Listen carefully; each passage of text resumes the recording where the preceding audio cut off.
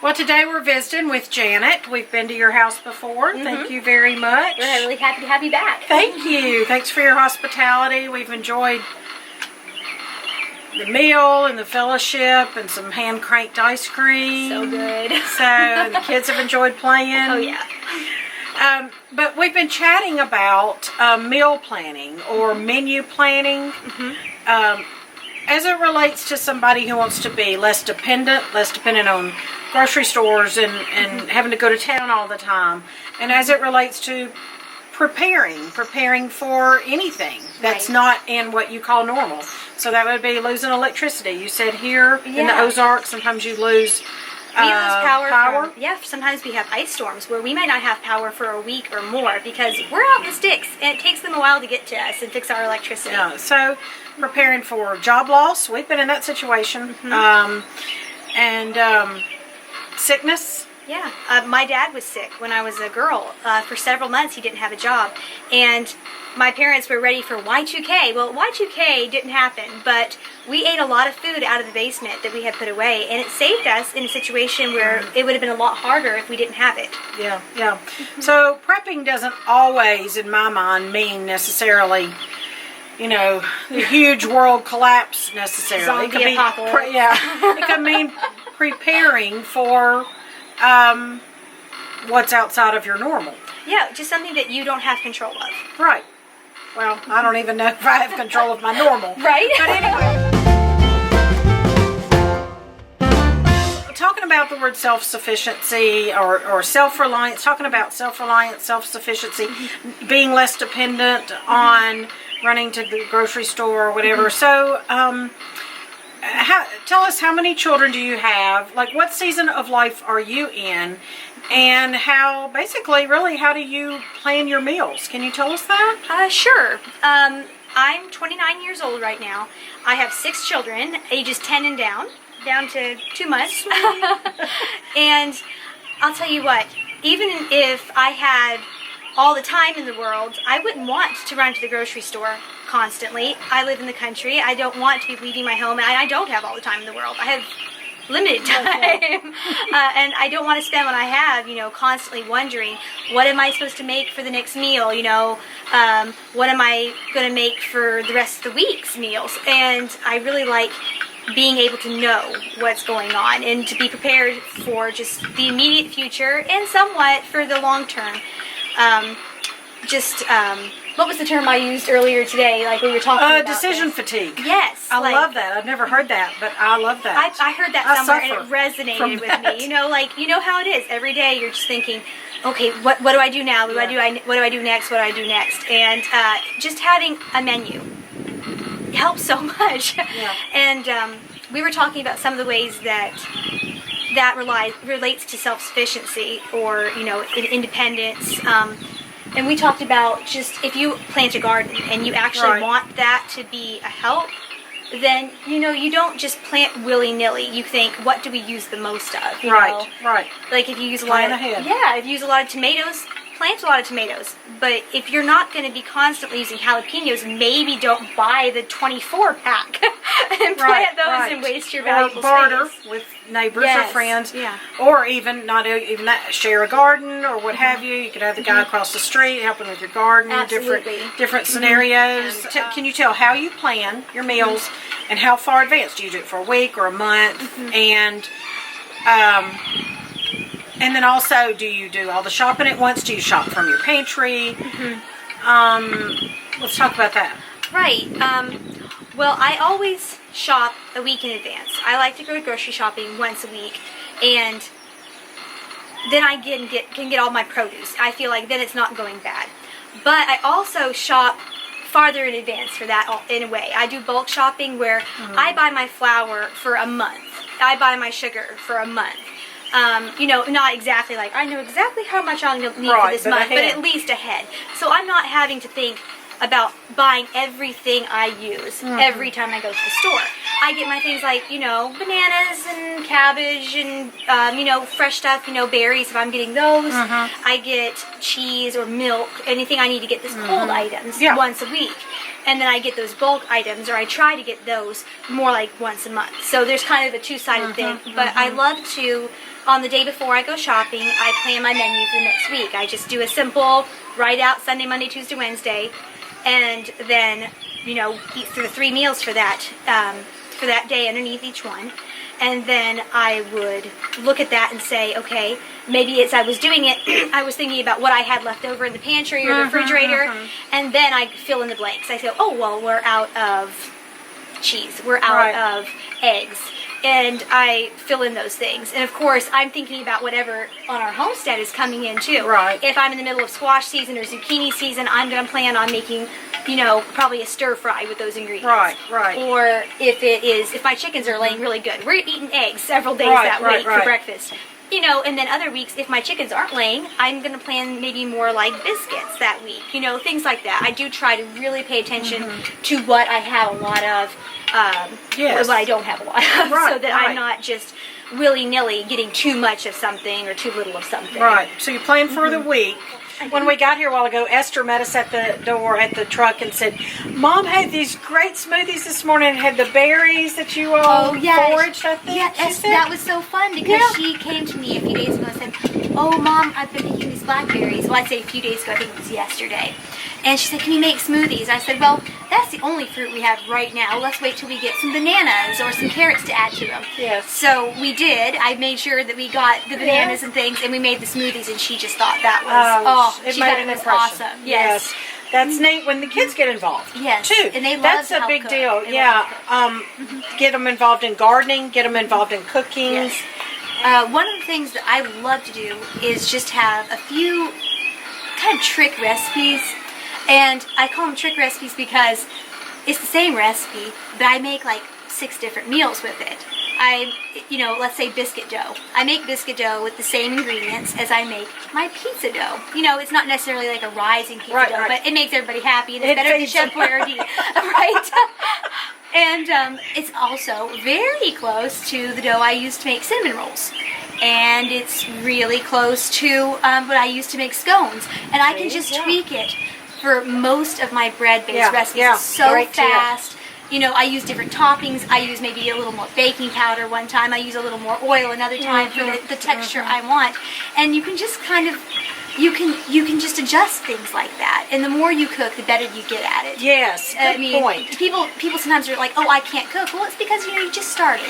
Right. And a lot of it becomes very intuitive, very quickly, more natural. And you just get more ideas, and you can say, oh, I could add pizza sauce to that, and I can make some really cool, like, pizza-based muffins or something. I mean, you can really get creative. Yeah. That is an excellent point. So how long have you been married? 11 years. So you've been married 11 years. Congratulations. Thank you. But you grew up in a home and you cooked in that home. A lot of young ladies haven't done that when they've gotten married, and we understand that. To me. Yeah.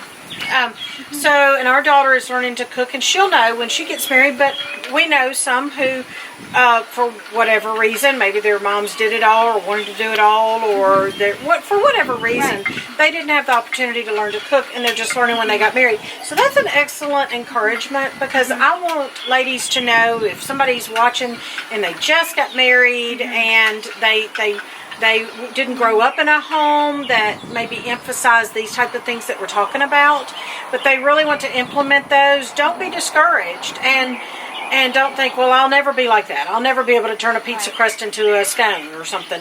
Yes, you can, and it takes practice, and it is intuitive after you've done it a while. Right. I mean, I can sit here right now and think about the foods that are in my pantry back in my tiny home, and I can come up with 4 or 5 meals. Right. You use the and same it's not magic. In different ways. It's I'm not better than the next.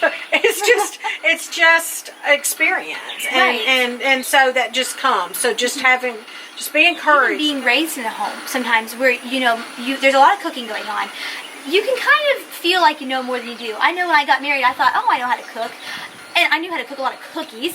Oh, okay. And I knew how to cook. I knew how to read a recipe. That was good. But I'll tell you what, I burned a lot of bread. I messed up a lot of meals. My stuff didn't taste like my mom's, even though I was using the same recipe. Everybody, I feel, does start from a place where you're just not as experienced. It takes a little while, but I mean, that's okay. As long as you're doing it and you're not giving up, it becomes easier pretty quickly. Yeah, somebody said to me the other day, progress, not perfection. Right. You're just making, and I was saying to somebody else the other day, any step you take, if you have a goal, but you only made it to this step, hey, you're further than you were.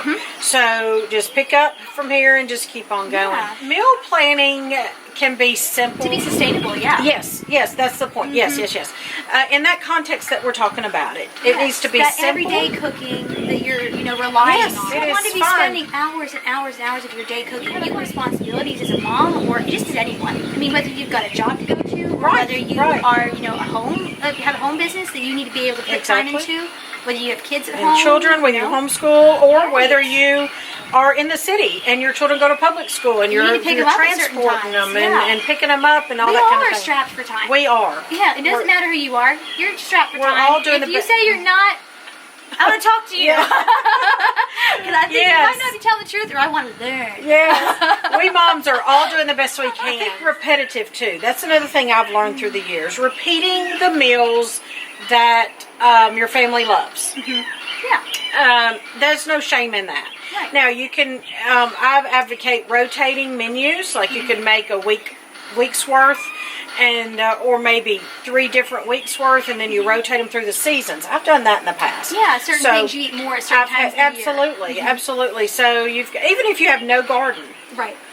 Whatever's in season at the grocery store or at the farmer's market, which I love. Or if something is just more appealing at certain times of the year, that's right. You're going to eat tuna salad in the summer, but you're going to want like a warm soup That's in the exactly fall. Right. So That's you're not exactly necessarily right. going to eat hearty soups in the summer. So keeping it simple and rotating and using the tried and true. And if you're new to cooking and new to homekeeping, you start developing your tried and true by experiment. Can you just tell us real quick before we go, what are the specifics of how do you physically make the menu? What do you do?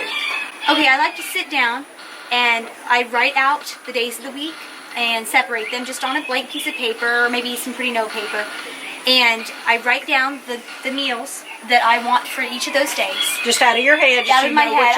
I know which ones we use often. A lot of times it's pretty repetitive, but I try to make sure, just for me, my husband could eat the same meals every day and probably not even notice and be like, honey, that's great. As long as he's got salsa to put on top of it, he's good. Salsa. Right? But I don't like to do that. I like to be like, okay, well, we had chili yesterday. I don't want to have chili today.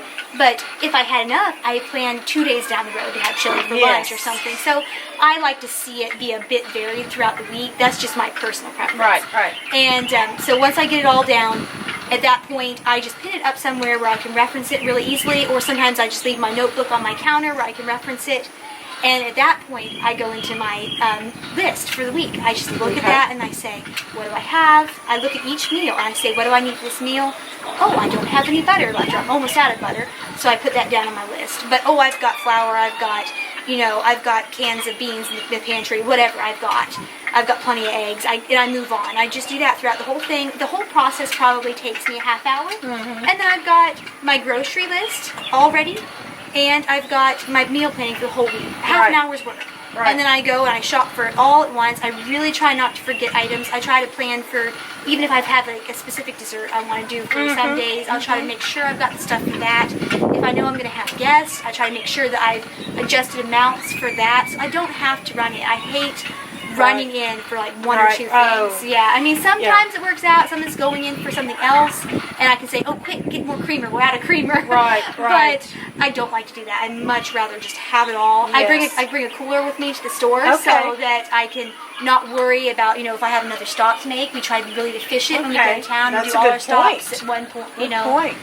So thanks for talking with us, Janet. And thanks for having us today and sharing your meal that you planned. Yes.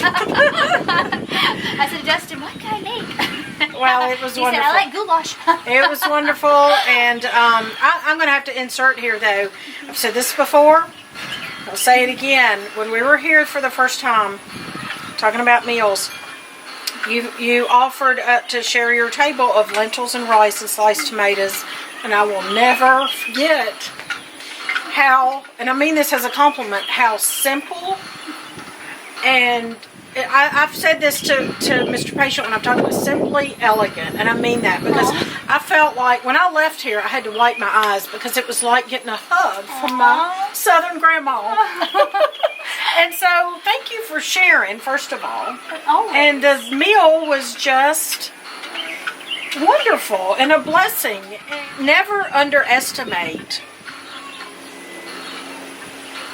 just sharing a table with people, sharing fellowship. And it doesn't matter what's on the table. It's the heart and the soul behind it. It's the people around And it it's you're the sharing people, it with. but now I make lentils and rice. I've made it multiple times now, and I just tear up. And it's delicious. It's delicious. The other day, Mr. Patient ate it with a glob of hot relish on it, and he was like, "This is the most amazing stuff."